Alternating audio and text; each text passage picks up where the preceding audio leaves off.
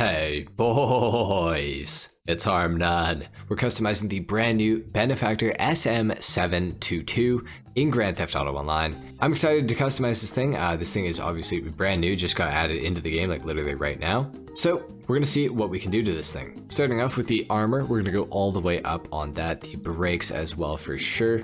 For the bumpers, we have front and rear options here. We got the eraser bumper, we got the arc bumper as well, the speed bumper, the carbon speed bumper, the speed Mark II bumper, and the carbon speed Mark II bumper. I think that I kind of like the speed Mark II bumper. We're gonna go for that one. For the rear bumper, we have a few different like diffuser options and stuff like that. I think the speed diffuser looks absolutely sick. Let's go for the carbon one. That looks great. Maybe we should go for the carbon. No, the front's fine. The front's fine.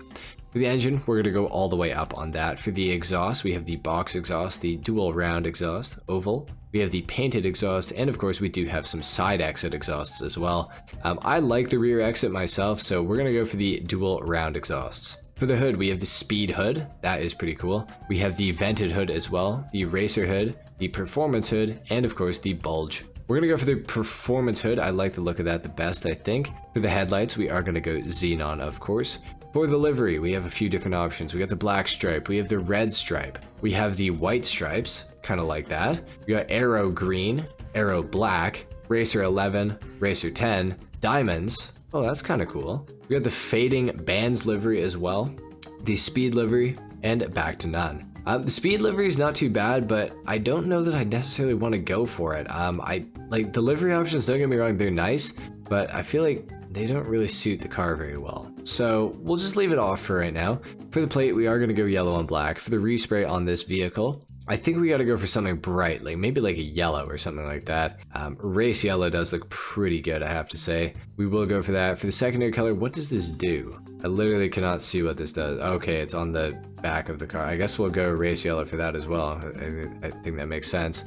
For the trim color, we can change that up quite a bit. Let's go for a garnet red like we usually do for the interior on most of my vehicles. For the roof accessories, we can go for an arc roof bar, a secondary arc roof bar, a force roof bar, and a carbon force roof bar. I kind of like it stock, actually. I feel like stock looks the best, so we'll leave it stock. For the splitters, we have a few different options here. I do like the carbon splitter option. What else do we have? There's some good looking ones. The carbon arc splitter is nice. The carbon wide fin splitters is nice as well. We'll go for the carbon wide fin splitters. I like those. The skirts, we have quite a few different options as well. Let's run through them all super quickly. I'm not necessarily a huge fan of any of them, but the speed skirts, or the carbon speed skirts, actually do stand out quite a lot, so I'm gonna go for those. For the spoiler, we have a lip spoiler, a primary lip, and a secondary lip, as well as the carbon lip, of course. We have the arc spoiler. I kind of like the arc spoiler so far. We got that in primary, secondary, and carbon as well. We have the racer spoiler in primary, secondary, and carbon, and same with, well, okay, all the wings come in primary, secondary, or carbon. The street spoiler is not bad. I kind of like the look of that, honestly. Maybe we go for, I did really like the look of the carbon arc spoiler. Let's go for that one. I think that's my final choice. For the wheels, the suspension, I should say. We are gonna slam this thing down. Why not? The race transmission, we're gonna go for that. The turbo as well, for sure. For the wheels, I'm wondering how the concave mega mesh are gonna look on this. You know, I'm not really a big fan of how this vehicle looks, in all honesty. I don't think that it's particularly a great looking vehicle, but you know, we'll work with it anyways. Let's go for the true fade concave on here. I feel like it kind of works with the overall look of the car. We'll go black on the wheels for today. We will go bulletproof tires, of course. And we don't have a window tint option, so that means we're actually done with the customization of this. However, I want to go to the livery because I'm starting to think a black stripe might not be such a bad idea. Or maybe arrow black even. I'm thinking, I don't know. Maybe just go for, oh, wait a minute, that livery's huge. I don't know. I was thinking about going for a livery, but some of them have too much stuff going on. We're gonna go for arrow black though. I think it does look pretty good actually. Now I've got to remove the pearlescent because it makes the black look really dumb. So we'll just take that off entirely. I think we're ready to take this thing down to the ground. We're gonna do a full sound test and of course a review on the vehicle. All right, so first and foremost, we gotta see what this car actually sounds like.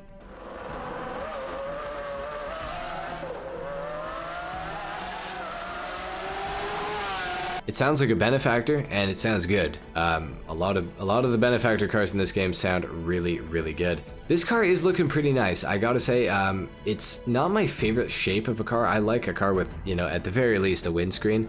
This thing doesn't have one, so, you know, we gotta work around it. I'm not exactly sure what this car is supposed to be based off of from real life, but whatever it is, I mean, it looks okay. I don't know why that guy stopped in the intersection there. That was not very tight of him, but he did anyways. First impressions, the car feels quite fast in a straight line, shockingly. I wasn't expecting this thing to be necessarily all that good in any particular regard, but it's not bad. The speed is pretty quick, I won't lie. The handling, we're gonna have to see about that when we get into some more corners, but overall the car feels relatively stable at least. So no complaints from me overall. I think it's gonna be a pretty decent car. That is my prediction. We're gonna see how the handling is. Oh, okay, the tail likes to hang out on this car a little bit. You can double clutch it, if you will. I know that's not actually what it is, but if you spam the handbrake, you can seem to get this thing to do a little bit of a burnout, so that's cool. I do believe this thing is rear wheel drive only. It definitely feels that way at least. So I'm sure that it is. I am really liking the car's overall performance though. It's not bad. It does oversteer quite a lot, but it's super manageable. Like I haven't even lost it yet with this car. So I am pretty happy with that.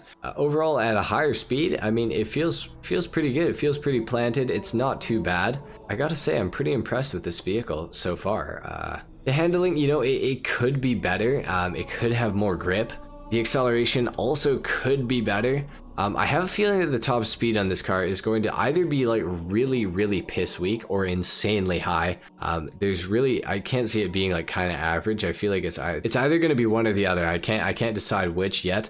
I'm gonna go ahead though, and I think I'm gonna lean towards a bit of a higher top speed on this thing. I don't know why the acceleration feels so good that I could definitely see it, you know, going quite fast when it is, you know, closer to topping out. So I'm pretty happy with this thing. It does come at a cost. I think this thing's about what, $2.2 million, which is like, that's a lot of money for a car like this. Do I like it more than the Ocelot Locust, which is another car that's very similar to this? It also doesn't have a windshield, and I also did a yellow and black customization of it. I can't say that I necessarily like this car better than the Locust, and the Locust goes for about 1.6, so it's a little bit cheaper than this thing, and I like the handling of the Locust better. However, I do like the acceleration on this better, and the exhaust sound on this car as well is definitely way better than the Ocelot Locust. So it's really hard to say. For the extra 600k for this thing, is it worth it over the Locust? I can't say yet. I can't say yet. So what I will do though, guys, is I will give this thing my stamp of approval. It is a pretty nice vehicle. It handles decently well, accelerates well, probably has a pretty good top speed as well. It's got okay customization. It could be a little better on that front, but overall, I feel like it is a pretty good vehicle. So if you guys have a lot of money laying around, maybe go ahead and pick up the new Benefactor. I think that this thing is pretty awesome, but to each their own, obviously. Anyway, guys, that is pretty much it for the customization and review on the SM722. If you guys are interested, I would definitely say go ahead and pick this thing up. If you guys enjoyed this video, a like is of course appreciated. If not, dislike. Subscribe if you guys are new, and I will see you all in the next video. Until then, take care. Peace.